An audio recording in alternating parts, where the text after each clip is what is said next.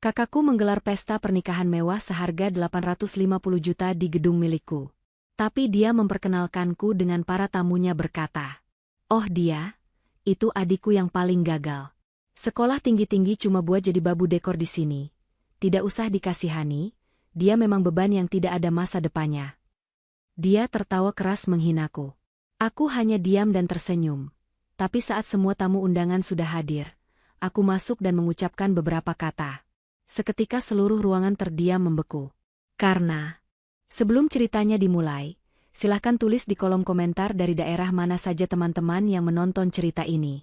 Jangan lupa like dan subscribe agar channel ini bisa semakin berkembang dan bisa mempersembahkan cerita yang lebih menarik lagi. Gedung The Grand Avaria berdiri megah di pusat kota, memancarkan aura kemewahan yang membuat siapa saja yang melintas akan menoleh kagum. Pilar-pilar marmer yang kokoh menopang langit-langit tinggi berhiaskan lampu kristal raksasa yang berkilauan bagaikan ribuan berlian yang digantung di angkasa. Lantai granit yang dipoles sempurna memantulkan bayangan setiap orang yang berjalan di atasnya, menciptakan kesan elegan yang tak terbantahkan. Di dalam gedung inilah, Davina Aurelia sedang sibuk bekerja, bukan sebagai tamu kehormatan, melainkan sebagai seorang pekerja dekorasi yang tak dianggap. Keringat dingin mengalir di pelipisnya yang tertutup kain jilbab sederhana. Ia sedang berjuang menata rangkaian bunga impor yang harganya mungkin setara dengan gaji buruh selama berbulan-bulan. Jemarinya yang lentik namun kini kasar karena pekerjaan fisik, dengan hati-hati menancapkan tangkai demi tangkai bunga mawar putih ke dalam busa basah di area pelaminan. Punggungnya terasa nyeri karena sudah berjam-jam ia berdiri dan membungkuk, memastikan setiap detail dekorasi pernikahan kakaknya terlihat sempurna tanpa cacat sedikitpun. Suasana di dalam gedung terasa dingin oleh pendingin ruangan, namun hati Davina terasa panas menahan gejolak perasaan yang bercampur aduk. Besok adalah hari pernikahan Clarissa Andini, kakak kandungnya sendiri. Clarissa, atau yang biasa dipanggil Sasa oleh keluarga, akan menikah dengan Julian Pratama, seorang pria yang dianggap oleh orang tua mereka sebagai calon menantu idaman karena penampilannya yang necis dan janjinya akan masa depan yang cerah. Davina menghela napas panjang, mencoba membuang rasa sesak di dadanya. Ia sebenarnya bisa saja duduk manis di kantor direksi di lantai paling atas gedung ini, memantau persiapan dari layar monitor sambil menikmati teh hangat. Namun, takdir berkata lain hari ini. Clarissa memaksanya untuk turun tangan langsung menjadi bagian dari tim dekorasi. Alasannya sederhana namun menyakitkan. Clarissa ingin Davina tahu diri dan merasakan betapa sulitnya mencari uang, sekaligus ingin memamerkan kekuasaannya sebagai pengantin wanita yang bisa memerintah adiknya sendiri layaknya pembantu. Tiba-tiba, suara langkah kaki sepatu hak tinggi terdengar menggema, mendekat ke arah pelaminan dengan tempo yang cepat dan mengintimidasi. Davina tahu persis siapa pemilik langkah kaki itu tanpa perlu menoleh. Itu adalah langkah Clarissa. Aroma parfum mahal yang menyengat hidung mendahului kedatangan sosoknya. Davina tetap fokus pada pekerjaannya, berusaha tidak melakukan kesalahan sedikitpun. Namun, ketenangan itu hancur ketika sebuah tendangan keras mendarat di ember berisi air dan sisa potongan tangkai bunga yang berada tepat di samping kaki Davina. Ember itu terguling, menumpahkan air kotor ke lantai marmer yang baru saja dibersihkan, membasahi ujung gamis Davina. Davina terlonjak kaget, nyaris menjatuhkan vas kristal yang sedang dipegangnya. Ia menoleh dan mendapati Clarissa berdiri dengan tolak pinggang. Wajahnya yang penuh riasan tebal menatap Davina dengan tatapan merendahkan yang begitu tajam. Clarissa mendengus kasar, matanya memindai hasil kerja Davina dengan tatapan mencela. Ia melangkah maju, menunjuk bunga yang baru saja dipasang Davina dengan jari telunjuknya yang lentik dan berkuku palsu panjang. Clarissa mulai memaki dengan suara yang cukup keras, hingga menggema di ruangan yang luas itu. Ia mengatakan bahwa selera Davina sangat kampungan dan tidak berkelas. Menurut Clarissa, letak bunga itu miring beberapa milimeter dan merusak estetika pelaminan mewahnya. Davina hanya bisa menunduk. Tangannya gemetar memegang gunting tanaman. Ia mencoba menjelaskan bahwa ia sudah mengikuti desain yang diminta, namun Clarissa tidak mau mendengar alasan apapun. Bagi Clarissa, adiknya itu hanyalah tempat pelampiasan stres pranikah dan objek untuk menunjukkan dominasi. Clarissa kembali mengingatkan Davina dengan nada sinis, bahwa Davina sangat beruntung bisa bekerja di sini. Ia menekankan bahwa jika bukan karena belas kasihannya sebagai kakak, Davina pasti masih menjadi pengangguran yang tidak berguna setelah lulus kuliah. Kata-kata Clarissa bagaikan sembilu yang menyayat hati Davina. Ia menahan air mata yang sudah menggenang di pelupuk matanya agar tidak jatuh. Davina ingin sekali berteriak, ingin sekali membela diri dan mengatakan kebenaran yang selama ini ia simpan rapat-rapat. Ia ingin mengatakan bahwa gedung The Grand Avaria yang megah ini, tempat Clarissa berdiri dengan angkuh, adalah miliknya. Ia ingin menunjukkan sertifikat kepemilikan gedung yang tersimpan aman di brankas kantornya, yang bertuliskan nama Davina Aurelia dengan tinta emas. Namun, Davina memilih diam. Ia menggigit bibir bawahnya kuat-kuat, meredam emosi yang meluap. Ia teringat janjinya pada diri sendiri untuk tidak merusak kebahagiaan orang tua mereka, meskipun kebahagiaan itu dibangun di atas penderitaannya. Davina membungkuk, mengambil kain lap dari saku rompi kerjanya, dan mulai membersihkan tumpahan air di lantai akibat tendangan Clarissa tadi. Tindakan itu justru membuat Clarissa tersenyum puas, merasa menang karena berhasil membuat adiknya berlutut di hadapannya. Tak lama kemudian, Ibu Siti muncul dari arah pintu utama dengan wajah berseri-seri, diiringi oleh beberapa kerabat yang ikut membantu persiapan. Melihat Davina sedang berjongkok mengepel lantai dan Clarissa berdiri berkacak pinggang, senyum Ibu Siti tidak luntur, malah ia mengangguk setuju. Ibu Siti menghampiri mereka, bukan untuk membela Davina, melainkan untuk memastikan Clarissa baik-baik saja. Ibu Siti bertanya apakah Davina membuat masalah lagi atau bekerja dengan lambat. Pertanyaan itu terdengar begitu wajar keluar dari mulut ibunya, seolah Davina memang sumber masalah di keluarga ini. Davina bangkit berdiri, menatap wajah ibunya dengan harapan ada sedikit rasa iba. Namun, yang ia temukan hanyalah tatapan dingin yang menuntut kepatuhan. Ibu Siti menepuk bahu Clarissa dengan sayang, lalu beralih menatap Davina dengan sorot mata yang tajam. Ia memerintahkan Davina untuk bekerja lebih becus dan tidak memalukan keluarga di depan tamu-tamu penting besok. Ibu Siti mengingatkan Davina bahwa pernikahan ini akan dihadiri oleh orang-orang terpandang, rekan bisnis Julian, dan teman-teman sosialita Clarissa. Ia tidak ingin ada satu kesalahan pun yang terjadi, terutama yang disebabkan oleh ketidakbecusan Davina. Ibu Siti menekankan bahwa Clarissa adalah kebanggaan keluarga, satu-satunya anak yang berhasil mengangkat derajat mereka dengan menikahi pria kaya dan menggelar pesta semewah ini. Kalimat itu diucapkan tepat di depan wajah Davina, menegaskan posisi Davina sebagai anak yang tidak diharapkan dan tidak membanggakan. Hati Davina mencelos. Ia merasa asing di tengah keluarga kandungnya sendiri. Padahal, seluruh biaya operasional gedung, catering, hingga listrik yang menyalakan lampu kristal di atas kepala mereka, semuanya masih tercatat sebagai utang di sistem manajemen gedung. Belum ada Rp1 pun uang yang masuk dari pihak Clarissa maupun Julian untuk membayar sewa gedung yang mencapai ratusan juta ini. Davina kembali melanjutkan pekerjaannya dalam diam setelah Ibu Siti dan Clarissa berlalu pergi untuk melihat area catering. Ia menatap punggung kedua wanita yang paling ia hormati namun juga paling sering melukainya itu menjauh. Dalam keheningan yang tersisa, Davina memejamkan mata sejenak, menarik napas dalam-dalam, dan beristighfar berkali-kali untuk menenangkan gemuruh di dadanya. Ia tahu, saatnya akan tiba. Saat di mana semua penghinaan ini akan berbalik menjadi penyesalan.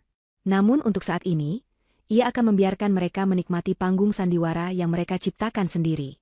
Ia akan membiarkan Clarissa merasa menjadi ratu sejagat, dan membiarkan Ibu Siti merasa bangga dengan kebohongan semu itu. Davina mengusap sudut matanya yang basah, lalu kembali meraih bunga mawar putih. Ia akan menyelesaikan tugasnya sebagai adik dan sebagai pekerja profesional, sesakit apapun perlakuan yang ia terima. Karena Davina tahu, di balik layar kemegahan ini, dialah pemegang kendali yang sebenarnya, sang pemilik tahta yang sedang menyamar menjadi rakyat jelata. Siang berganti sore, kesibukan di The Grand Avaria semakin meningkat. Di lantai 2, terdapat sebuah ruang VIP yang didesain khusus untuk pertemuan pribadi dengan interior yang sangat privat dan mewah. Dindingnya dilapisi panel kayu jati ukiran tangan, dan perabotan di dalamnya didatangkan langsung dari Eropa. Di ruangan inilah Clarissa dan Julian sedang duduk santai menikmati hidangan test food terakhir sebelum acara besok. Meja bundar di hadapan mereka penuh dengan aneka hidangan lezat, mulai dari pembuka hingga penutup, yang disajikan dengan piring-piring keramik berkualitas tinggi. Clarissa tampak begitu menikmati perannya. Ia duduk dengan kaki disilangkan, menyesap jus jeruk segar dari gelas kristal, sementara Julian di sampingnya sibuk memuji rasa daging sapi panggang yang baru saja ia cicipi. Julian mengatakan bahwa kualitas makanan di gedung ini memang luar biasa dan sesuai dengan standar kelas atas yang ia harapkan. Clarissa tersenyum bangga mendengar pujian Julian, seolah-olah ia yang memasak semua hidangan itu. Dengan nada manja dan penuh percaya diri, Clarissa mulai membual. Ia bercerita kepada Julian bahwa mendapatkan gedung The Grand Avaria ini bukanlah hal yang mudah bagi orang biasa. Ia mengarang cerita bahwa pemilik gedung ini adalah teman lama yang sangat menyukainya dulu saat masa kuliah. Menurut bualan Clarissa, sang pemilik gedung memberikan harga spesial, bahkan hampir gratis, sebagai hadiah pernikahan untuknya karena saking dekatnya hubungan mereka. Clarissa mengatakannya dengan wajah yang sangat meyakinkan, tanpa sedikit pun rasa bersalah. Ia ingin Julian semakin kagum padanya, menganggapnya sebagai wanita yang memiliki koneksi luas dan pengaruh besar di kalangan elit kota ini. Julian, yang memang sejak awal silau dengan citra kemewahan yang ditampilkan Clarissa, menelan mentah-mentah semua kebohongan itu. Matanya berbinar, memuji Clarissa sebagai wanita hebat yang membawa keberuntungan bagi hidupnya. Julian kemudian mulai membicarakan tentang masa depan mereka setelah menikah. Dengan mulut yang masih sedikit penuh mengunyah makanan, ia berbicara tentang rencana membeli rumah baru di kawasan elit dan mobil sedan keluaran terbaru untuk menunjang gengsi mereka. Ia berkata bahwa dengan uang yang mereka hemat dari sewa gedung gratis ini, mereka bisa mengalokasikannya untuk berbulan madu ke luar negeri dan membeli barang-barang bermerek. Julian tertawa renyah, membayangkan hidup enak yang akan segera ia jalani. Ia sama sekali tidak tahu bahwa rekening bank Clarissa sebenarnya sudah menipis, dan gaya hidup mewah Clarissa selama ini ditopang oleh utang kartu kredit dan pinjaman sana-sini. Clarissa ikut tertawa, menutupi kecemasan di hatinya. Ia tahu ia sedang bermain api, tapi ia sudah terlanjur basah dan tidak bisa mundur lagi. Ia hanya berharap setelah menikah nanti, uang Julian bisa menutupi semua lubang kebohongannya. Di saat yang sama, pintu ruang VIP diketuk pelan. Masuklah Pak Baskoro, manajer operasional gedung The Grand Avaria. Pria parubaya itu mengenakan setelan jas rapi, wajahnya tampak serius namun tetap sopan. Di tangannya, ia memegang sebuah map berwarna biru tua yang berisi rincian tagihan. Pak Baskoro melangkah mendekat ke meja Clarissa dan Julian, membungkuk sedikit sebagai tanda hormat. Ia meminta maaf karena mengganggu waktu makan mereka, namun ada hal administratif yang sangat mendesak untuk diselesaikan. Pak Baskoro meletakkan map itu di atas meja, tepat di depan Clarissa. Ia menyampaikan dengan suara tenang namun tegas, bahwa batas waktu pelunasan pembayaran gedung dan catering sudah jatuh tempo hari ini. Sesuai prosedur perusahaan, pembayaran harus lunas sebelum acara dimulai besok pagi. Jumlah yang tertera di dalam tagihan itu sangat fantastis, mencapai 850 juta rupiah, mencakup sewa ballroom utama, dekorasi tambahan, dan paket catering premium untuk ribuan tamu. Wajah Clarissa seketika berubah pucat pasi. Senyum di bibirnya lenyap, digantikan oleh kepanikan yang coba ia sembunyikan setengah mati. Ia buru-buru menutup map itu sebelum Julian sempat melihat angka yang tertera di dalamnya. Jantungnya berdegup kencang, keringat dingin mulai membasahi punggungnya. Dengan nada tinggi yang dibuat-buat, Clarissa memarahi Pak Baskoro. Ia bertanya dengan ketus mengapa Pak Baskoro berani membahas masalah uang receh seperti ini di depan calon suaminya yang sedang makan. Clarissa bersandiwara seolah-olah masalah pembayaran ini adalah hal sepele yang sudah diurus oleh asistennya, dan kedatangan Pak Baskoro hanyalah bentuk ketidaksopanan staf gedung. Ia mengibaskan tangannya, mengusir Pak Baskoro agar segera pergi. Ia berjanji akan mentransfernya nanti malam setelah urusan teknis selesai. Julian menatap Clarissa dengan sedikit bingung, bertanya apakah ada masalah. Clarissa dengan cepat menggeleng, memasang senyum manis palsunya lagi, dan mengatakan bahwa staf gedung ini hanya salah paham soal prosedur administrasi. Tanpa mereka sadari, seluruh percakapan di ruang VIP itu didengar dengan jelas oleh Davina. Di sebuah ruangan tersembunyi di balik dinding ruang VIP yang merupakan akses khusus staf, Davina berdiri diam mendengarkan melalui RPH yang terhubung dengan sistem komunikasi manajer. Davina menatap Pak Baskoro yang baru saja keluar dari ruang VIP dengan wajah masam. Pak Baskoro menghampiri Davina, menggelengkan kepala tanda menyerah menghadapi arogansi Clarissa. Pak Baskoro bertanya kepada Davina, mengapa bosnya itu masih saja diam dan membiarkan kakaknya berbuat semena-mena. Sebagai manajer yang setia dan tahu betul siapa pemilik gedung ini, Pak Baskoro merasa tidak terima melihat Davina diperlakukan seperti sampah di gedungnya sendiri, sementara si penipu di dalam sana menikmati fasilitas mewah tanpa bayar. Pak Baskoro bahkan menawarkan diri untuk membatalkan acara sepihak karena pelanggaran kontrak pembayaran, agar Clarissa mendapat pelajaran instan. Namun, Davina mengangkat tangannya, memberi isyarat agar Pak Baskoro tenang. Wajah Davina tampak datar, namun sorot matanya menyimpan rencana yang matang. Ia berkata kepada Pak Baskoro dengan suara lirih namun penuh penekanan, bahwa membatalkan acara sekarang hanya akan membuat Clarissa playing victim dan menyalahkan pihak gedung. Davina tidak ingin kemenangan kecil. Ia ingin memberikan pelajaran hidup yang tidak akan pernah dilupakan oleh Clarissa, Julian, dan kedua orang tuanya seumur hidup. Davina menjelaskan bahwa ia ingin membiarkan Clarissa terbang setinggi mungkin dengan kebohongannya. Biarkan semua tamu hadir, biarkan semua mata memandang kagum, biarkan Clarissa merasa berada di puncak dunia. Karena semakin tinggi Clarissa terbang, akan semakin sakit rasanya saat ia dihempaskan ke tanah. Davina meminta Pak Baskoro untuk mengikuti permainannya. Biarkan acara tetap berjalan sesuai rencana, biarkan dekorasi terpasang indah, dan biarkan makanan tersaji lezat. Pak Baskoro menatap Davina dengan rasa hormat yang mendalam. Ia mengerti sekarang.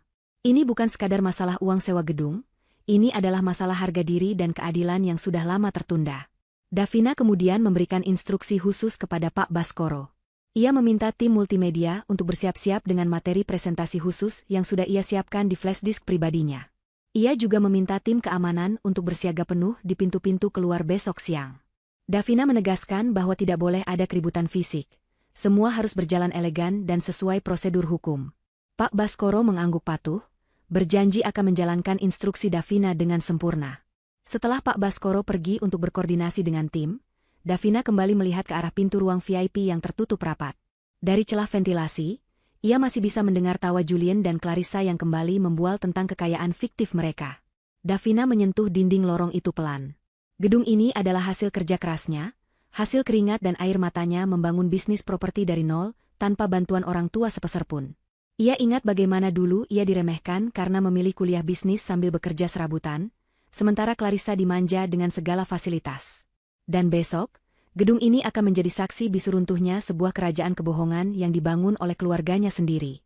Davina merapikan jilbabnya, menegakkan punggungnya, dan berjalan pergi meninggalkan area VIP. Ia harus kembali menyamar menjadi staf dekorasi, kembali menunduk dan disuruh-suruh, demi menyempurnakan drama babak terakhir besok. Ia berjalan dengan langkah pasti, bukan sebagai adik yang terbuang, melainkan sebagai sutradara yang sedang mempersiapkan adegan klimaks di panggungnya sendiri. Waktu pembalasan yang elegan sudah semakin dekat, dan Davina siap menyambutnya dengan senyuman terbaik. Matahari pagi menyinari kota dengan cerah, seolah ikut merayakan kemegahan yang sedang terjadi di gedung The Grand Avaria. Hari yang dinanti-nantikan oleh keluarga besar Ibu Siti dan Pak Herman akhirnya tiba. Gedung pertemuan yang biasanya tenang kini berubah menjadi lautan kesibukan yang terorganisir dengan rapi. Sejak pagi buta, area parkir gedung mulai dipenuhi oleh kendaraan-kendaraan tamu undangan, meski acara utama baru akan dimulai beberapa jam lagi. Barisan mobil sedan mewah mengkilap berjejer rapi di area drop-off lobi utama, menurunkan tamu-tamu yang datang dengan pakaian terbaik mereka. Aroma bunga segar yang memenuhi seluruh ruangan bercampur dengan wewangian parfum mahal para tamu, menciptakan atmosfer kemewahan yang begitu kental. Di tengah hiruk-pikuk persiapan terakhir ini, Davina Aurelia sudah berada di posisinya sejak subuh. Ia tidak mengenakan gaun kebaya seragam keluarga yang seharusnya menjadi haknya sebagai adik kandung mempelai wanita.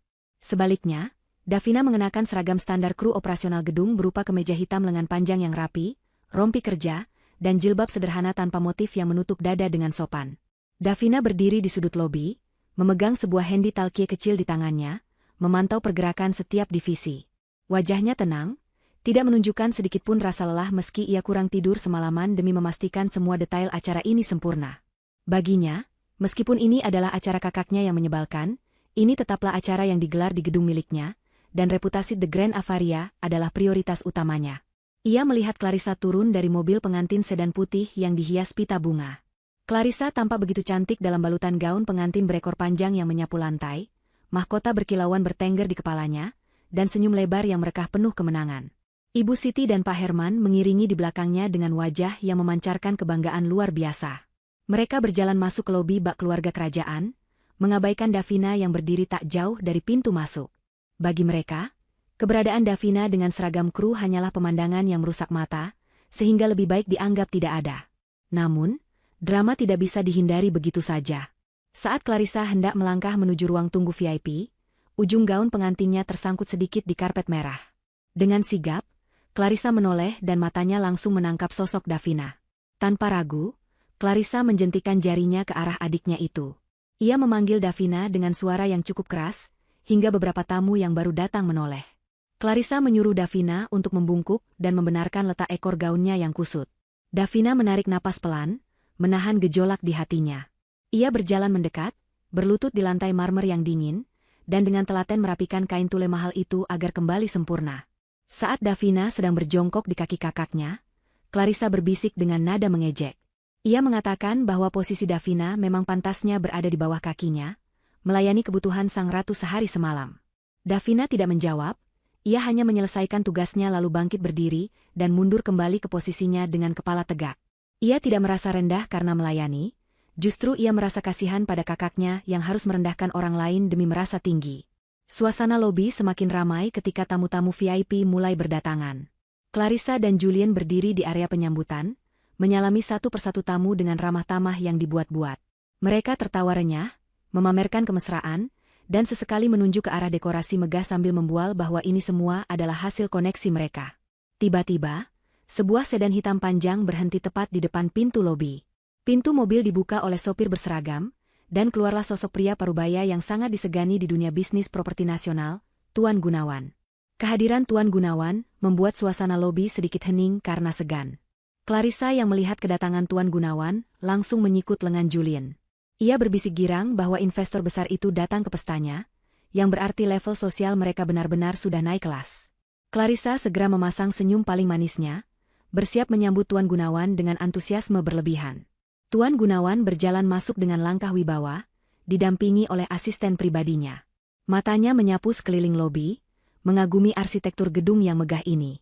Clarissa melangkah maju, mengulurkan tangannya hendak menyalami Tuan Gunawan sambil memperkenalkan diri sebagai pengantin wanita sekaligus teman dari pemilik gedung. Namun, pandangan Tuan Gunawan justru tidak tertuju pada tangan Clarissa yang terulur. Matanya menyipit, menatap lurus ke arah pilar besar di sudut ruangan, tempat di mana Davina sedang berdiri memegang daftar tamu. Wajah Tuan Gunawan berubah terkejut sekaligus sumringah. Ia mengabaikan uluran tangan Clarissa, melangkah melewati pasangan pengantin itu begitu saja, dan berjalan lurus menuju Davina. Clarissa dan Julien ternganga, bingung melihat tamu terpenting mereka justru menghampiri, si babu dekor. Jantung Davina berdegup kencang melihat Tuan Gunawan mendekat. Ia tahu penyamarannya terancam terbongkar saat ini juga. Tuan Gunawan berdiri tepat di hadapan Davina, hendak membungkuk hormat dan menyapa dengan sebutan kehormatan yang biasa ia gunakan dalam rapat direksi. Mulutnya sudah terbuka untuk menyebut nama Davina. Namun, dengan gerakan sangat cepat namun halus, Davina meletakkan jari telunjuknya di depan bibir yang tertutup jilbabnya. Ia menatap mata Tuan Gunawan lekat-lekat, memberikan kode keras melalui sorot matanya agar pria itu diam. Davina menggelengkan kepalanya pelan, lalu mengedipkan mata, memberi isyarat bahwa ia sedang dalam mode penyamaran. Tuan Gunawan, sebagai pebisnis ulung yang cerdas membaca situasi, segera mengerti. Ia menahan kalimatnya, mengubah gestur tubuhnya yang hendak membungkuk menjadi anggukan sopan biasa. Ia tersenyum penuh arti pada Davina, seolah berkata bahwa ia mengerti permainannya. Davina membalas dengan senyuman tipis dan gestur, mempersilakan masuk layaknya staf biasa menyambut tamu. Momen itu berlangsung sangat singkat, namun cukup untuk membuat Clarissa mengerutkan kening. Ia buru-buru menghampiri Tuan Gunawan lagi, berusaha mengalihkan perhatian. Clarissa bertanya dengan nada curiga mengapa Tuan Gunawan menyapa staf rendahan itu. Tuan Gunawan menoleh pada Clarissa dengan tatapan datar, lalu menjawab dengan diplomatis bahwa ia hanya menghargai kerja keras semua pekerja yang membuat acara ini terlaksana. Jawaban itu cukup untuk membuat Clarissa merasa lega. Mengira Tuan Gunawan hanyalah orang yang terlalu ramah pada orang kecil. Clarissa tertawa canggung, lalu kembali menggiring Tuan Gunawan menuju ballroom utama, menjauhkannya dari Davina. Davina menghela napas lega setelah punggung Tuan Gunawan menghilang di balik pintu ganda ballroom. Situasi aman untuk sementara, namun adrenalinnya terpacu. Ia sadar bahwa permainan ini semakin berbahaya dan mendebarkan. Davina merapikan rompinya, kembali fokus pada tugasnya mengawasi aliran tamu, sambil diam-diam mempersiapkan mental untuk babak selanjutnya yang ia tahu akan jauh lebih menyakitkan. Jam dinding digital di ruang kontrol menunjukkan pukul 12 siang, waktu di mana acara resepsi mencapai puncaknya. Ballroom utama The Grand Avaria kini penuh sesak oleh ribuan tamu undangan. Lampu kristal berpendar hangat, menyoroti pelaminan megah yang didekorasi dengan ribuan bunga segar berwarna pastel. Di atas panggung pelaminan itu, Clarissa dan Julien duduk bak raja dan ratu sehari, diapit oleh kedua orang tua mereka. Ibu Siti dan Pak Herman tersenyum lebar tanpa henti, menyalami tamu-tamu yang datang silih berganti memberikan ucapan selamat. Musik orkestra mengalun lembut mengiringi suasana pesta yang meriah.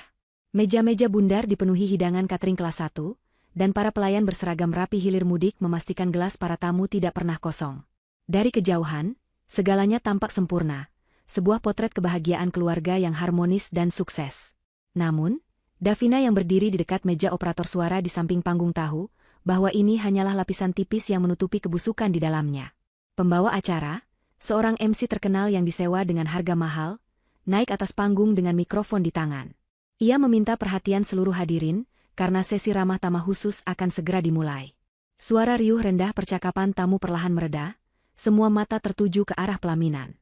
MC memberikan kesempatan kepada kedua mempelai untuk menyampaikan sepatah dua patah kata sambutan atau ungkapan terima kasih kepada para tamu yang hadir. Clarissa mengambil mikrofon dengan anggun, berdiri dari kursi pelaminannya, dan berjalan ke tengah panggung didampingi Julien.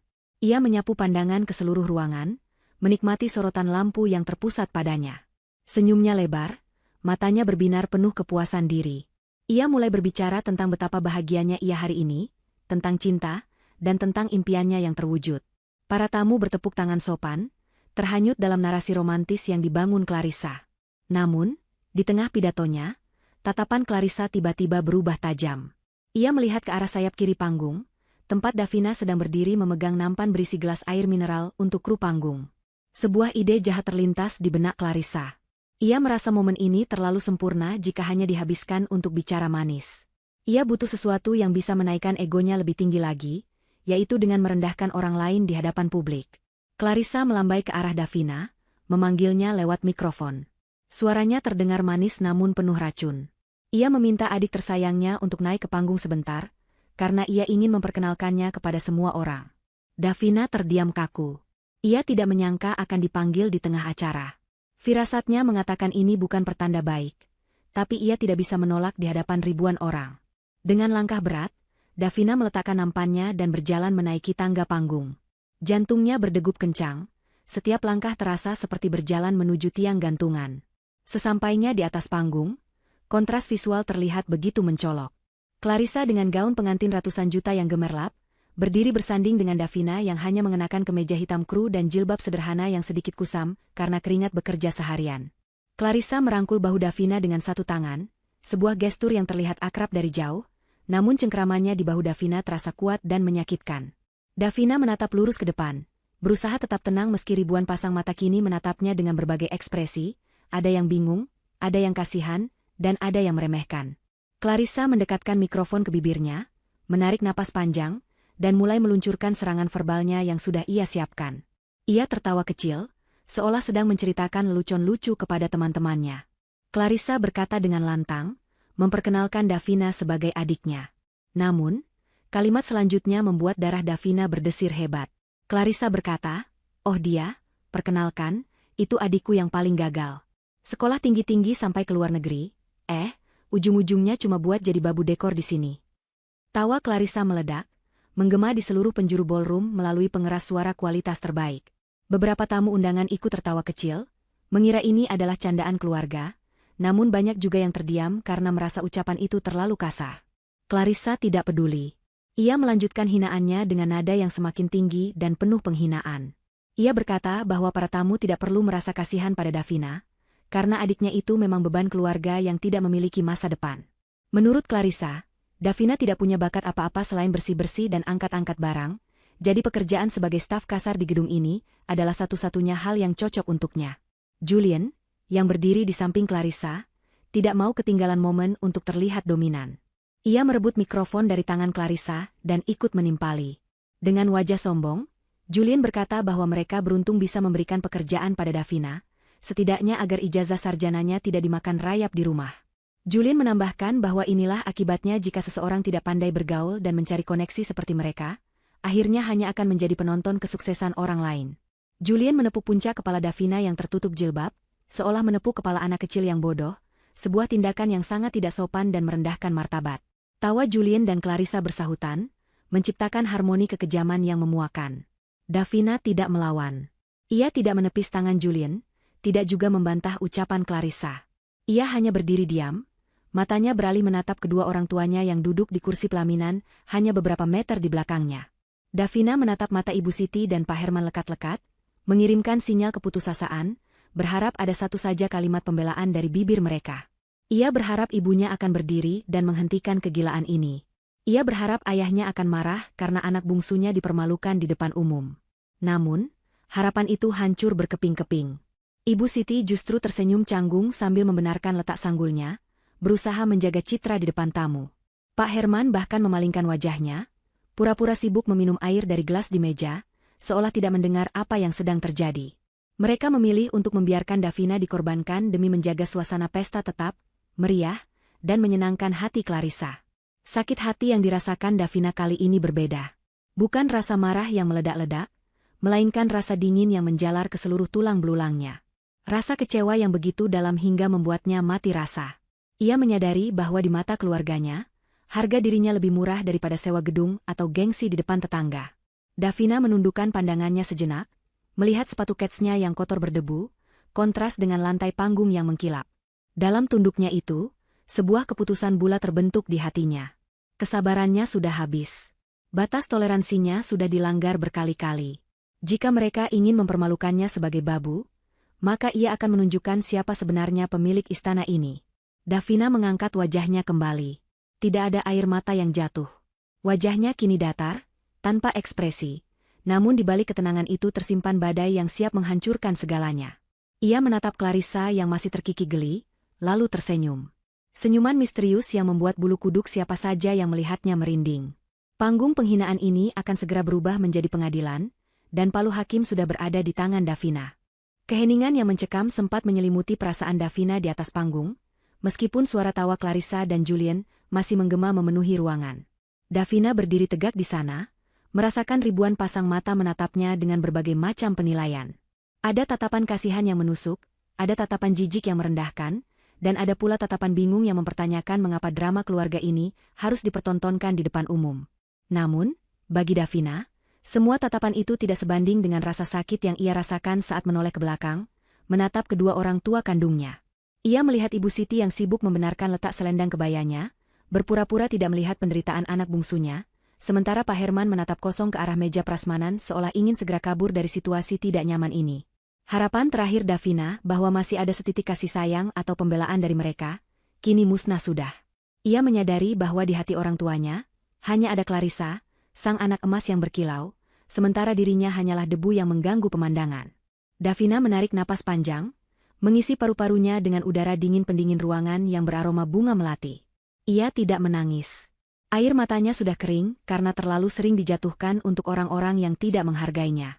Perlahan, ia mengangkat wajahnya, menatap langsung ke manik mata Clarissa yang masih menyeringai puas. Dengan suara yang sangat pelan namun terdengar jelas karena posisi mereka yang berdekatan, Davina bertanya, bukan kepada kakaknya, melainkan kepada ibunya yang duduk tepat di belakang Clarissa. Davina bertanya apakah Ibu Siti bahagia melihat anaknya sendiri dijadikan bahan tertawaan ribuan orang seperti ini. Pertanyaan itu sederhana, namun syarat dengan kepedihan. Ibu Siti terperanjat, menatap Davina dengan kening berkerut. Alih-alih merasa bersalah, Ibu Siti justru mendesis tajam, menyuruh Davina untuk segera turun dari panggung dan tidak membuat drama yang memalukan keluarga. Ibu Siti menekankan bahwa ini adalah hari bahagia kakaknya, jadi Davina harus berkorban sedikit perasaan demi kelancaran acara. Jawaban itu menjadi kunci penutup bagi pintu hati Davina yang selama ini masih terbuka untuk keluarganya. Sebuah senyuman tipis perlahan terukir di bibir Davina.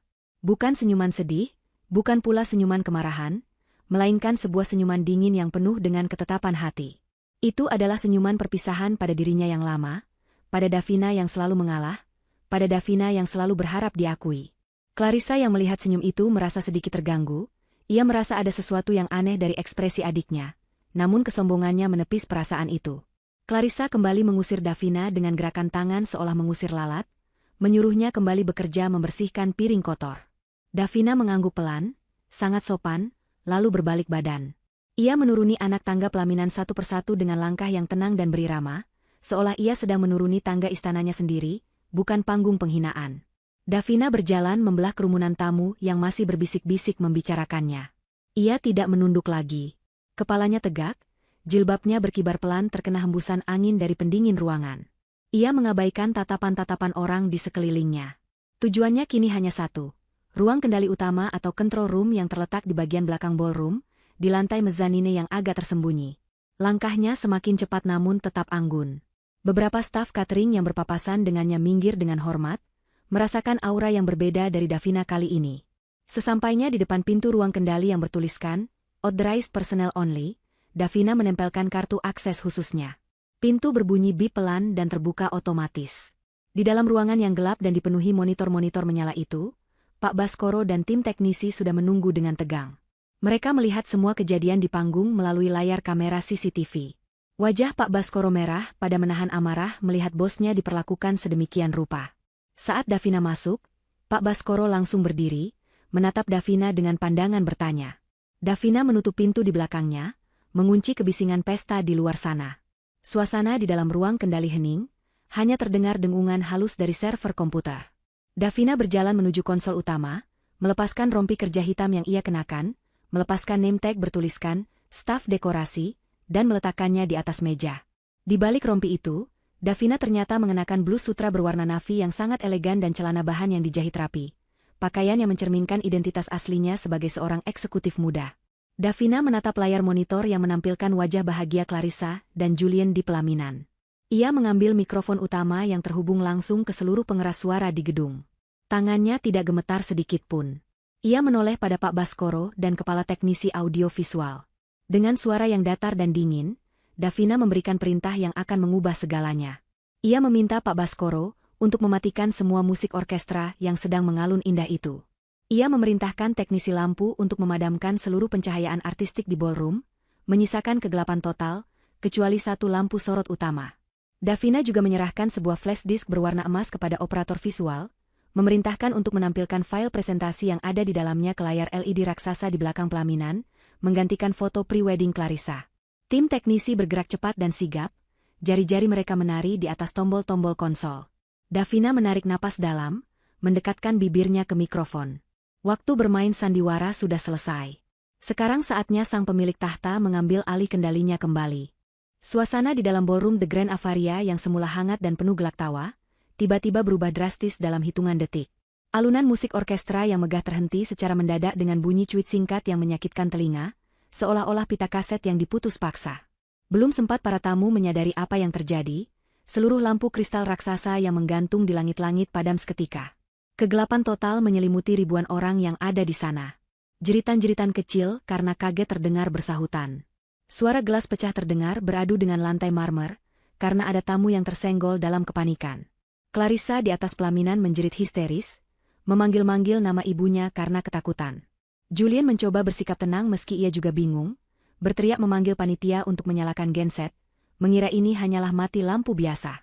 Kekacauan melanda pesta mewah itu, mengubah kegembiraan menjadi kebingungan massal yang mencekam. Namun, kegelapan itu tidak berlangsung lama. Beberapa detik kemudian, sebuah bunyi klik keras terdengar, diikuti menyalanya satu buah lampu sorot, spotlight, dengan intensitas tinggi. Cahaya putih terang itu tidak menyorot ke arah pengantin di pelaminan, melainkan menyorot tajam ke arah balkon mezzanine di bagian belakang ruangan, tempat di mana Davina berdiri memegang mikrofon. Sosok Davina kini terlihat sangat berbeda. Tanpa rompi staf yang kusam, ia berdiri tegak dengan busana formal yang memancarkan kewibawaan seorang pemimpin. Cahaya lampu sorot membuat sosoknya terlihat bersinar di tengah kegelapan, kontras dengan ribuan tamu yang berada dalam bayang-bayang. Wajahnya serius, tatapannya tajam menyapu seluruh ruangan, berhenti tepat di wajah Clarissa yang kini bisa ia lihat dengan jelas dari kejauhan. Bersamaan dengan munculnya sosok Davina, layar LED raksasa berukuran 10x5 meter yang menjadi latar belakang pelaminan tiba-tiba menyala kembali. Cahayanya yang terang benderang menyilaukan mata para tamu yang berada di dekat panggung. Namun, gambar yang ditampilkan di layar itu bukan lagi foto romantis Clarissa dan Julian yang sedang berpose di Paris. Gambar itu berganti menjadi sebuah dokumen digital yang sangat jelas dan tajam. Di sisi kiri layar, terpampang scan sertifikat hak milik, SHM, gedung The Grand Avaria, lengkap dengan stempel resmi Badan Pertanahan, dan di sana tertulis dengan huruf kapital yang diperbesar, pemilik, Davina Aurelia. Tidak ada keraguan sedikit pun pada keaslian dokumen itu. Belum reda rasa terkejut para tamu melihat nama Davina di sertifikat gedung, sisi kanan layar menampilkan dokumen yang lebih mengejutkan lagi. Sebuah faktur tagihan atau invoice resmi dengan kop surat perusahaan pengelola gedung. Rincian tagihan itu terpampang nyata. Sewa ballroom utama, paket dekorasi platinum, catering VVIP 2000 pax, sewa sound system lighting. Di bagian bawah faktur, terdapat angka total yang digarisbawahi tebal berwarna merah menyala, total tagihan, Rp 850 juta. Dan di sebelahnya, terdapat stempel besar berwarna merah dengan tulisan yang berkedip-kedip. Status, unpaid, belum lunas, jatuh tempo hari ini. Pemandangan di layar raksasa itu bagaikan bom atom yang meledak tanpa suara. Seluruh ruangan seketika hening, sunyi senyap, membeku. Tidak ada lagi suara bisik-bisik, tidak ada lagi suara denting sendok garpu. Semua mata, ribuan pasang mata itu, terbelalak menatap layar dan kemudian beralih menatap Davina. Mulut-mulut terbuka karena tak percaya. Orang-orang yang tadi ikut tertawa menghina Davina kini menahan napas. Wajah mereka pucat pasi menyadari kesalahan fatal yang baru saja mereka saksikan. Clarissa, yang berdiri di depan layar raksasa itu, tampak sangat kecil dan menyedihkan. Ia berbalik badan, mendongak melihat tulisan, belum lunas, yang berkedip-kedip di belakang kepalanya. Kakinya lemas, lututnya goyah, dan ia nyaris ambruk jika tidak berpegangan pada kursi pelaminan. Julien berdiri mematung dengan mulut menganga, matanya bolak-balik menatap angka 850 juta dan wajah Davina di balkon. Di tengah keheningan yang membeku itu, suara Davina terdengar melalui pengeras suara, jernih, tenang, dan berwibawa, memecahkan kesunyian. Tes 1, 2. Mohon maaf mengganggu kenyamanan Bapak dan Ibu sekalian, ucap Davina santai, seolah ia sedang memimpin rapat direksi, bukan mengacaukan pesta pernikahan. Saya, Davina Aurelia, selaku CEO Orion Group dan pemilik sah gedung The Grand Avaria ini, terpaksa harus menghentikan acara ini untuk sementara waktu. Davina memberikan jeda sejenak, membiarkan kalimatnya meresap ke dalam benak setiap orang. Seperti yang Anda lihat di layar, pihak penyewa gedung, yaitu kakak saya tercinta Clarissa Andini dan suaminya Julien Pratama, sampai detik ini belum menyelesaikan kewajiban administrasi mereka sepeser pun. 0 rupiah. Suara Davina bergema, memantul di dinding-dinding marmer, menciptakan efek dramatis yang mengerikan bagi keluarga pengantin. Saya sudah mencoba bersabar sebagai adik, bahkan rela turun tangan membantu sebagai staf dekorasi demi kelancaran acara ini. Namun, penghinaan yang baru saja saya terima di atas panggung tadi menyadarkan saya akan satu hal, bahwa kebaikan yang tidak dihargai, hanya akan melahirkan ketidakadilan. Davina menatap tajam ke arah orang tuanya yang kini duduk lemas di kursi pelaminan, seperti patung lilin yang meleleh. Ibu Siti menutup wajahnya dengan tangan, gemetar hebat karena malu yang tak tertahankan. Pak Herman menunduk dalam-dalam, tidak berani mengangkat wajahnya. Jadi, lanjut Davina dengan nada yang lebih tegas, saya memberikan ultimatum. Tidak ada pesta gratis di gedung saya, sekalipun Anda adalah keluarga saya. Bisnis adalah bisnis. Silakan selesaikan pembayaran 850 juta rupiah sekarang juga, detik ini juga, atau silakan angkat kaki dari properti saya. Kalimat penutup Davina itu bagaikan vonis hakim yang tak bisa diganggu-gugat. Ruangan itu masih hening, namun kini atmosfernya berubah menjadi ketegangan yang mencekik leher. Semua mata kini tertuju pada Clarissa dan Julien, menanti jawaban dari sang pengantin yang tadi begitu sombong memamerkan kekayaannya. Kebohongan yang mereka bangun dengan susah payah selama ini, kini runtuh seketika, telanjang di hadapan ribuan tamu undangan. Davina masih berdiri di atas sana, di bawah sorotan lampu, menatap mereka dengan tatapan dingin sang pemilik tahta yang sedang menagih haknya. Gema suara Davina yang baru saja menjatuhkan vonis di pengeras suara perlahan memudar, meninggalkan keheningan yang menyesakkan dada di dalam ballroom The Grand Avaria. Ribuan pasang mata masih terpaku pada layar LED raksasa yang menampilkan bukti tagihan 850 juta rupiah yang belum terbayar. Angka 0 yang berderet di sana seolah menertawakan kemewahan palsu yang selama beberapa jam ini dipertontonkan dengan angkuh. Di atas pelaminan, Clarissa merasakan darahnya surut dari wajah. Kakinya gemetar hebat di balik gaun pengantin yang berat dan menyiksa. Ia menatap nanar ke arah balkon tempat Davina berdiri. Rasa malu yang menghantamnya begitu dahsyat, lebih menyakitkan daripada tamparan fisik manapun. Namun, sifat manipulatif yang sudah mendarah daging dalam dirinya menolak untuk menyerah begitu saja. Clarissa tidak bisa membiarkan kerajaan bohongnya runtuh dalam sekejap mata. Ia harus melakukan sesuatu, ia harus menyangkal, ia harus membalikan keadaan agar Davina terlihat sebagai penjahatnya. Dengan tangan gemetar, Clarissa merebut kembali mikrofon yang tadi sempat terlepas dari genggamannya. Ia berteriak dengan suara yang parau, memecahkan keheningan dengan nada tinggi yang histeris. Ia menudingkan jari telunjuknya yang berkuku palsu ke arah Davina di balkon, matanya melotot nyalang penuh kebencian. Clarissa berteriak kepada para tamu agar tidak mempercayai apa yang mereka lihat di layar. Ia mengarang cerita di tempat, mengatakan bahwa Davina adalah adik yang sakit jiwa dan pendendam. Menurut Clarissa, Davina iri dengan kebahagiaannya dan sengaja meretas sistem gedung untuk memfitnahnya di hari pernikahannya. Clarissa berusaha meyakinkan semua orang bahwa tagihan itu palsu, bahwa ia sudah membayar lunas semuanya secara tunai. Ia memohon kepada para tamu dengan air mata buaya yang mulai mengalir, meminta simpati sebagai pengantin yang dizalimi oleh saudaranya sendiri yang gila. Suara Clarissa yang melengking memenuhi ruangan, menciptakan kebingungan baru di antara para hadirin. Sebagian tamu mulai berbisik-bisik, ragu dengan situasi yang terjadi. Akting Clarissa sebagai korban memang cukup meyakinkan bagi mereka yang tidak mengenal siapa sebenarnya keluarga ini. Julien, yang juga panik karena reputasinya terancam hancur, ikut membantu sandiwara Clarissa. Ia merangkul bahu istrinya, berteriak memanggil security untuk menangkap Davina yang ia tuduh sebagai penyusup dan perusak acara. Julien berlagak marah, menantang pengelola gedung untuk keluar dan bertanggung jawab atas kekacauan teknis ini. Suasana menjadi riuh dan tidak terkendali. Orang tua Clarissa, Ibu Siti dan Pak Herman, tampak sedikit lega melihat anak emasnya mencoba melawan. Mereka berharap kebohongan ini masih bisa diselamatkan, berharap wajah mereka masih bisa ditegakkan di depan kolega-kolega mereka. Namun, di tengah keriuhan itu, sebuah kursi di meja bundar barisan paling depan, meja VVIP yang diduduki oleh tamu-tamu paling terhormat, bergeser dengan suara decitan yang cukup keras. Tuan Gunawan, investor properti kelas kakap yang sedari tadi dia mengamati, perlahan bangkit berdiri. Sosoknya yang tinggi besar dan berwibawa langsung menarik perhatian orang-orang di sekitarnya. Tuan Gunawan merapikan jas mahalnya, lalu melangkah tenang menuju ke tengah ruangan, tepat di depan panggung pelaminan. Ia mengangkat tangannya tinggi-tinggi, meminta perhatian. Harisma yang dimiliki oleh seorang konglomerat senior, membuat orang-orang secara otomatis terdiam, menantikan apa yang akan dilakukannya. Tuan Gunawan tidak membutuhkan mikrofon untuk membuat suaranya didengar, wibawanya sudah cukup untuk menggetarkan ruangan. Tuan Gunawan menatap tajam ke arah Clarissa, yang masih sesenggukan palsu di pelaminan. Tatapan itu begitu dingin dan menusuk, membuat tangisan Clarissa terhenti seketika.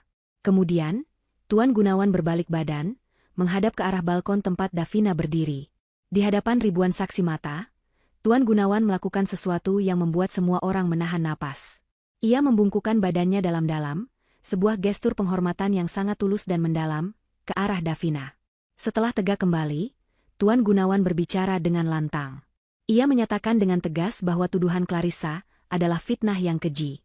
Tuan Gunawan bersaksi demi nama baik dan reputasi bisnisnya yang sudah dibangun puluhan tahun, bahwa wanita yang berdiri di balkon itu, Davina Aurelia, adalah pemilik sah dari Orion Group, induk perusahaan yang menaungi gedung The Grand Avaria ini.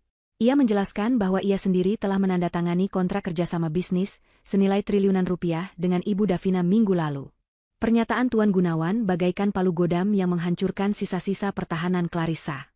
Jika yang bicara hanyalah staf gedung, mungkin Clarissa masih bisa berkilah.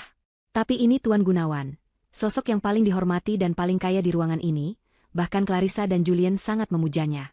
Kesaksian Tuan Gunawan adalah stempel kebenaran yang mutlak. Tamu-tamu undangan seketika tersadar.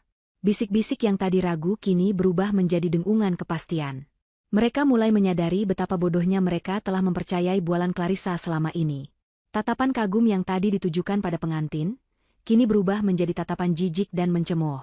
Mereka merasa tertipu, diundang ke pesta mewah yang ternyata hasil curian dan penipuan. Melihat situasi sudah berbalik sepenuhnya, Davina mulai bergerak. Ia meninggalkan ruang kontrol, menuruni tangga samping yang terhubung langsung ke area ballroom. Pintu samping terbuka, dan Davina melangkah masuk ke area pesta. Kali ini, ia berjalan di atas karpet merah yang sama yang tadi dilalui kakaknya. Langkah kakinya pelan namun pasti. Setiap derap langkah sepatunya seolah menghitung mundur kehancuran ego keluarganya.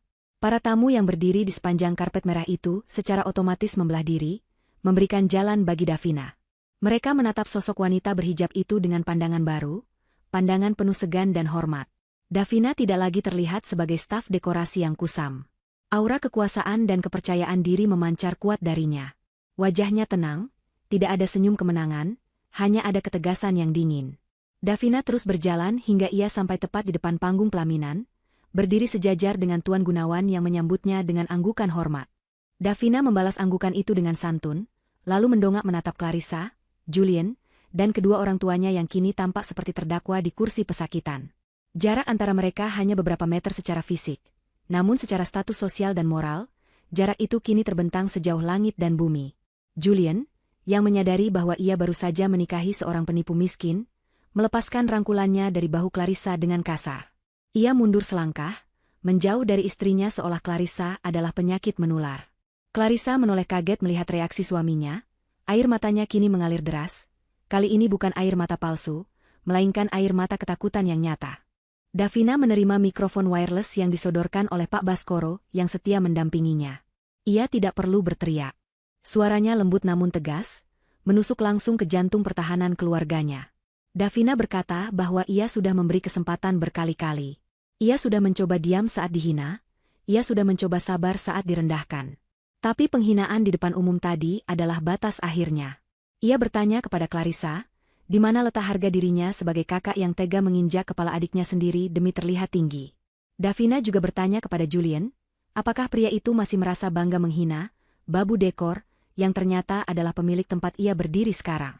Pertanyaan-pertanyaan retoris itu tidak butuh jawaban, karena wajah pucat pasi mereka sudah menjelaskan segalanya. Suasana di ballroom semakin mencekam. Para tamu undangan tidak ada yang berani beranjak. Mereka terpaku menyaksikan drama kehidupan nyata yang jauh lebih menegangkan daripada sinetron manapun. Davina, sang pemilik tahta yang sesungguhnya, kini telah kembali mengklaim mahkotanya. Ia tidak butuh gaun pengantin mewah atau riasan tebal untuk terlihat bersinar.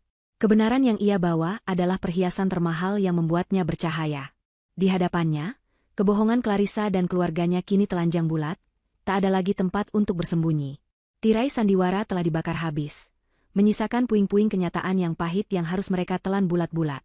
Ketegangan di udara semakin memuncak ketika Ibu Siti, yang sedari tadi diam terpaku karena syok, tiba-tiba meledak dalam histeria. Ia tidak sanggup menahan rasa malu yang menghimpit dadanya melihat tatapan mencemooh dari teman-teman sosialitanya. Naluri pertahanannya sebagai orang tua yang narsistik muncul. Bukannya introspeksi diri, ia justru mencari kambing hitam untuk disalahkan, dan target termudah baginya adalah Davina. Ibu Siti bangkit dari kursinya dengan kasar, nyaris tersandung kain kebaya mahalnya sendiri. Ia berjalan tertatih ke tepi panggung, menunjuk wajah Davina yang berdiri tenang di bawah sana. Suara Ibu Siti pecah, melengking tinggi penuh emosi, menuduh Davina sebagai anak durhaka yang tidak tahu diuntung. Ibu Siti berteriak di depan mikrofon yang masih menyala di dekat kursi pelaminan, sehingga suaranya menggema ke seluruh ruangan. Ia meraung-raung, mengatakan bahwa ia menyesal telah melahirkan Davina. Ia mengungkit-ungkit perjuangannya mengandung dan melahirkan, mengungkit air susu yang ia berikan, dan menuduh Davina tega mempermalukan ibu kandungnya sendiri di depan umum hanya demi uang dan jabatan. Ibu Siti memainkan peran sebagai korban dengan sangat dramatis, berharap para tamu akan berbalik mengasihani orang tua yang dizalimi oleh anaknya yang kaya raya tapi kejam. Ia memohon simpati, mengatakan bahwa wajar jika kakak meminjam gedung adiknya, dan Davina terlalu pelit serta sombong sampai hati menagih bayaran pada keluarga sendiri. Pak Herman yang berdiri di belakang istrinya hanya mengangguk-angguk lemah, mendukung narasi istrinya tanpa berani bersuara sendiri. Mendengar tuduhan, anak durhaka, yang dilontarkan ibunya, hati Davina berdesir nyeri. Bagaimanapun juga, wanita yang sedang memaki-makinya di atas panggung itu adalah ibunya. Namun, logika dan prinsip hidup Davina bekerja lebih kuat daripada emosinya saat ini. Ia tahu, jika ia mundur sekarang, jika ia luluh dan memaafkan begitu saja, lingkaran setan kebohongan dan sifat parasit keluarganya tidak akan pernah putus. Mereka tidak akan pernah belajar. Davina memejamkan mata sejenak, berdoa dalam hati memohon kekuatan agar lisannya tetap terjaga, dan tidak mengeluarkan kata-kata kasar yang akan ia sesali. Ia harus tetap elegan. Ia harus tetap menjadi pihak yang waras di tengah kegilaan ini. Davina membuka matanya, menatap Ibu Siti dengan sorot mata yang teduh namun penuh ketegasan. Ia mengangkat mikrofonnya kembali. Suaranya tidak meninggi, tidak ada nada kemarahan yang meledak, yang ada hanyalah nada datar seorang guru yang sedang menasehati murid yang bebal. Davina menjawab tuduhan ibunya dengan kalimat yang sangat menohok. Ia berkata bahwa apa yang ia lakukan saat ini bukanlah bentuk kedurhakaan, melainkan bentuk kasih sayang yang paling keras dan jujur. Davina menjelaskan bahwa selama ini ibu dan bapak telah mendidik Clarissa dengan cara yang salah. Mereka membiarkan Clarissa hidup dalam kepalsuan, memanjakannya dengan kemewahan yang tidak mampu mereka beli, dan mengajarkannya untuk merendahkan orang lain demi meninggikan diri sendiri. Bu, ucap Davina lembut namun menggema, seorang ibu yang baik tidak akan membiarkan anaknya menjadi penipu. Seorang ibu yang baik tidak akan ikut tertawa saat satu anaknya menghina anaknya yang lain.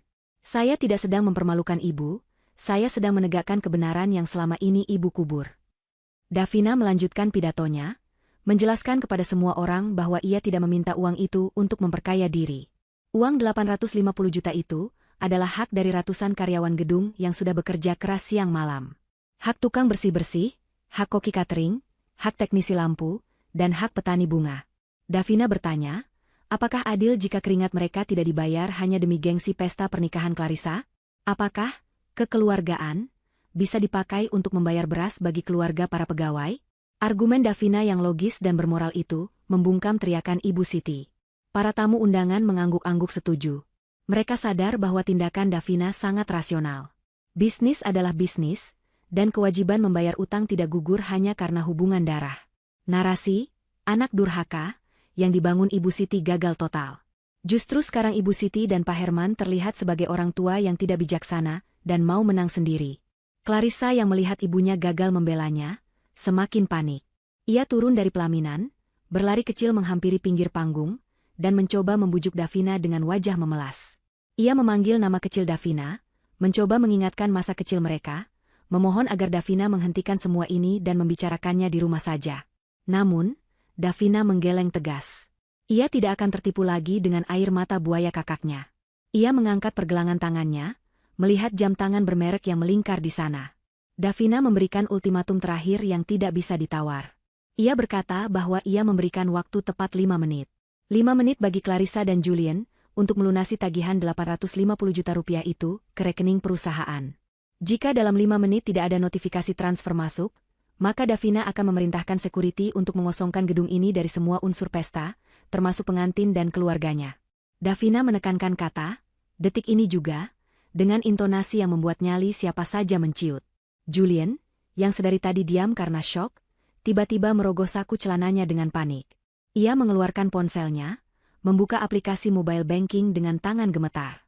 Ia mencoba mengecek saldo rekeningnya, berharap ada keajaiban. Namun, angka yang tertera di layar ponselnya sangat jauh dari cukup. Julian hanyalah pegawai kantoran biasa yang bergaya hidup tinggi, tabungannya tidak sampai 100 juta. Ia menatap Clarissa dengan pandangan menuntut, bertanya di mana uang tabungan Clarissa yang selama ini ia bualkan. Clarissa hanya bisa menangis, menggelengkan kepala, mengakui tanpa suara bahwa ia tidak punya uang sepeser pun. ATM-nya kosong, kartu kreditnya sudah over limit. Kenyataan itu menghantam Julian dengan keras. Wajah tampannya berubah merah padam karena marah. Ia merasa tertipu mentah-mentah. Impiannya menikahi wanita kaya raya musnah sudah. Ia terjebak dalam pernikahan dengan wanita penipu yang punya utang ratusan juta di hari pertama pernikahan mereka. Julian menatap Davina yang masih berdiri tenang menunggu waktu habis. Ia sadar, tidak ada jalan keluar. Ia tidak bisa membayar. Dan Clarissa juga tidak bisa membayar. Waktu terus berjalan, detik demi detik terasa seperti palu yang memukul kepala mereka. Davina berdiri diam seperti patung keadilan, tidak bergeming sedikitpun meski Ibu Siti kembali meraung-raung memohon belas kasihan. Bagi Davina, pelajaran ini harus tuntas. Rasa sakit yang dirasakan keluarganya sekarang adalah obat pahit yang harus ditelan agar mereka sembuh dari penyakit kesombongan dan kebohongan yang sudah kronis. 5 menit itu adalah 5 menit terpanjang dalam hidup keluarga Pak Herman, 5 menit yang meruntuhkan harga diri mereka hingga ke titik nol. Waktu 5 menit yang diberikan oleh Davina terasa berjalan sangat lambat bagi sebagian orang, namun terasa begitu cepat dan mematikan bagi keluarga Clarissa. Jarum jam terus berdetak. Setiap detiknya mengikis sisa-sisa harapan yang dimiliki oleh Clarissa dan Julian. Di layar LED raksasa, angka tagihan 850 juta rupiah masih terpampang dengan angkuh, berkedip-kedip seolah mengejek ketidakmampuan mereka. Suasana di dalam ballroom The Grand Avaria benar-benar mencekam, tidak ada lagi suara musik, tidak ada lagi tawa, hanya ada suara napas tertahan dan bisik-bisik ketakutan. Davina berdiri diam di pinggir panggung, menatap layar ponselnya yang terhubung dengan sistem keuangan perusahaan. Ia menunggu notifikasi masuk, sebuah tanda itikat baik. Namun, layar ponselnya tetap gelap. Tidak ada uang yang masuk. Tidak ada keajaiban yang terjadi. Ketika detik terakhir berlalu, Davina mengangkat wajahnya. Ia tidak perlu berbicara, tatapan matanya yang dingin sudah cukup untuk memberitahu semua orang bahwa waktu telah habis. Vonis sudah jatuh. Julian, yang berdiri di samping Clarissa dengan wajah merah padam dan keringat bercucuran, akhirnya meledak. Tekanan mental yang ia rasakan selama beberapa menit terakhir meruntuhkan topeng kesopanan yang selama ini ia pakai.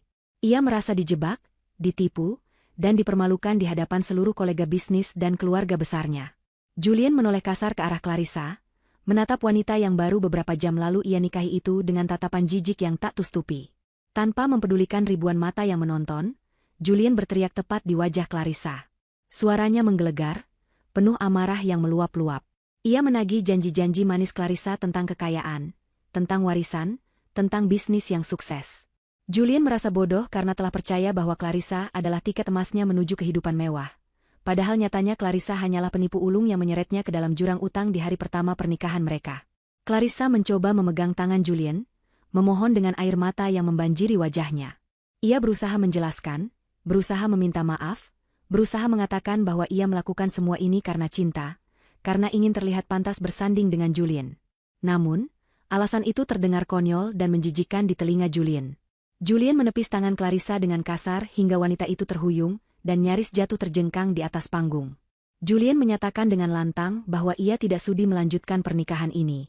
Ia mengatakan bahwa pernikahan ini dibangun di atas pondasi kebohongan, dan ia tidak mau menghabiskan sisa hidupnya dikejar-kejar penagih utang demi membiayai gaya hidup istri yang halusinasi. Julien berteriak kepada keluarganya, memerintahkan orang tuanya untuk segera turun dari panggung dan meninggalkan tempat terkutuk ini.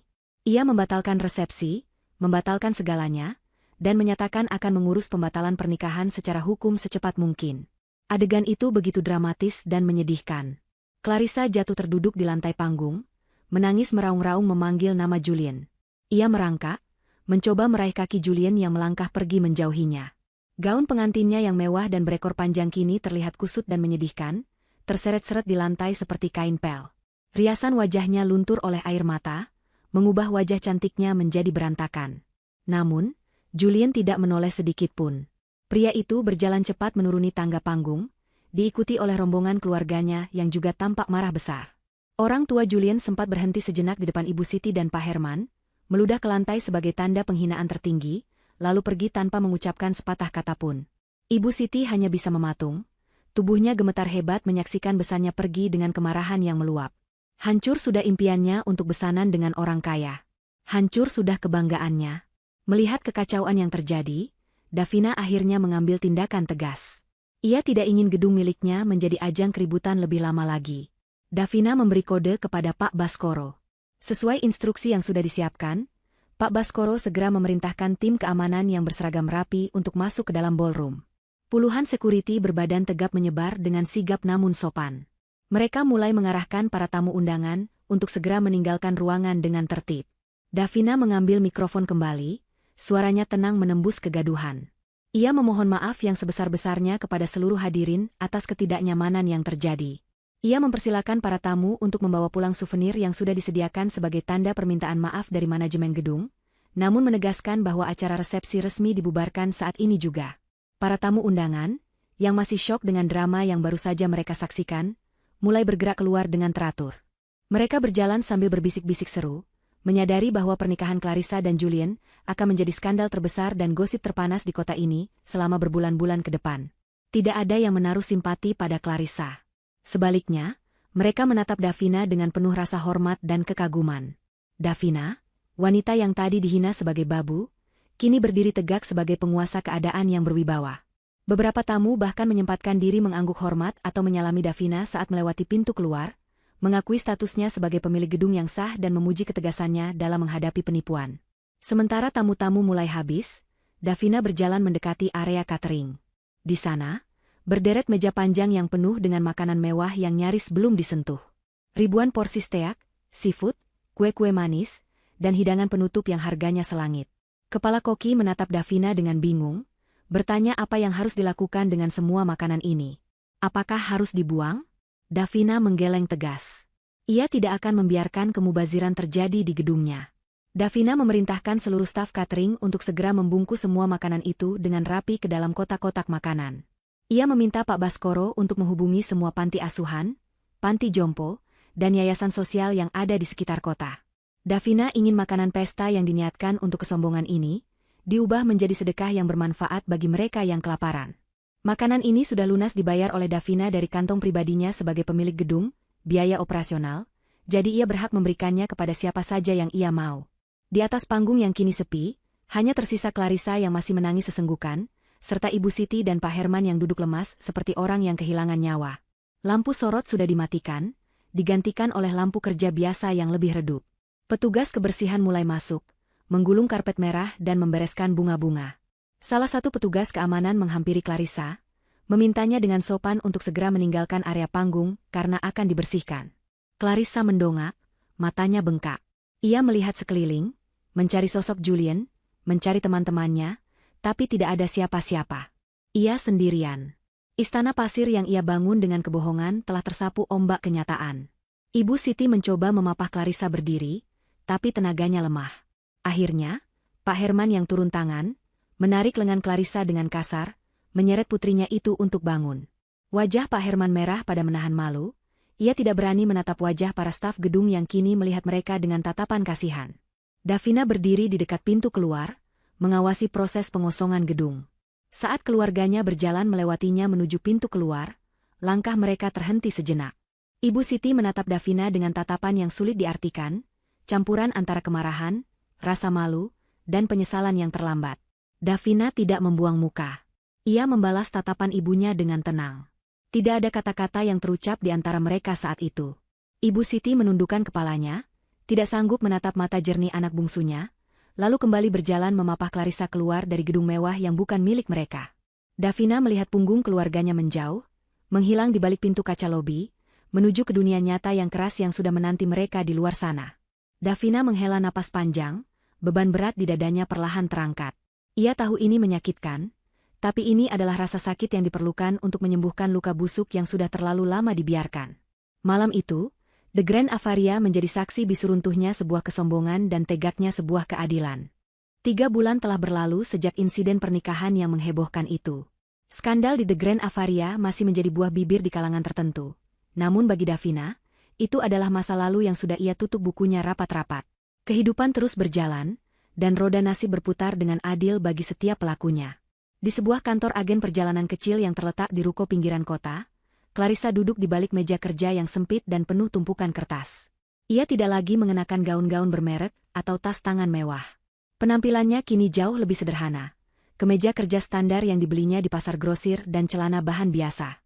Wajahnya yang dulu selalu glowing karena perawatan mahal, kini terlihat lebih lelah dan kusam, dengan kantung mata yang menebal. Clarissa sedang dimarahi oleh bosnya, seorang pria parubaya yang cerewet, karena salah memasukkan data tiket pelanggan. Clarissa hanya bisa menunduk dan meminta maaf berkali-kali. Dulu, ia akan langsung melempar surat pengunduran diri jika dibentak sedikit saja. Tapi sekarang, ia tidak punya pilihan.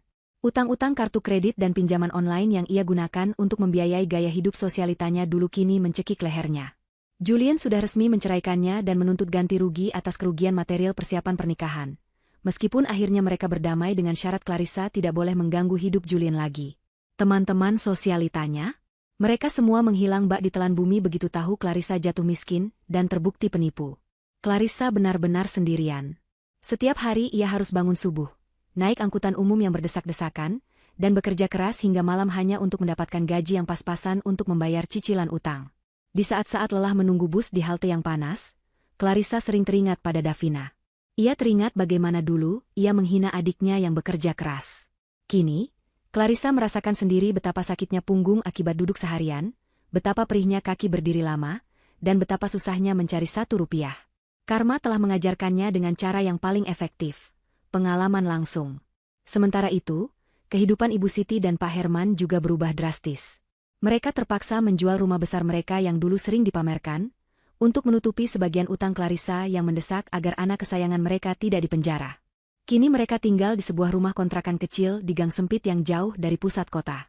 Tidak ada lagi arisan mewah, tidak ada lagi pamer perhiasan.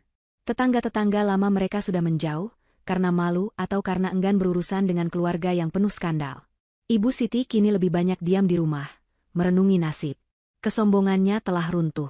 Ia sering melamun, memikirkan Davina.